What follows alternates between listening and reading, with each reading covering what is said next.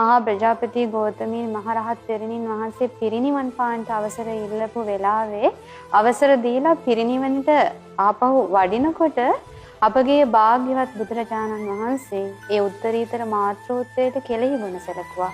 කොහොමද තුන් ලෝකෙටම අසහාය වූ තුන් ලෝකෙටම අග්‍ර වූ අපගේ බුදුරජාණන් වහන්සේ මව්වරුන් 100කගේ මව්වරුන් දහසකගේ පියවරුන් දහසකගේ ආදරය කැටි වෙලා තියෙනවා බුදුරජාණන් වහන්සේ අපිට දක්වන ආදරය සෙනෙහස තුළ.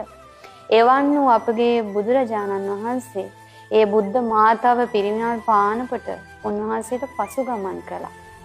බුදු කෙනෙක් මේ ලෝකේ කිසි කෙනෙකුට පසුගමන් කරලා නැහැ. පසුගමන් කරලා නැහැ. හැබැයි තමන්ගේ අම්මට පසුගමන් කළා.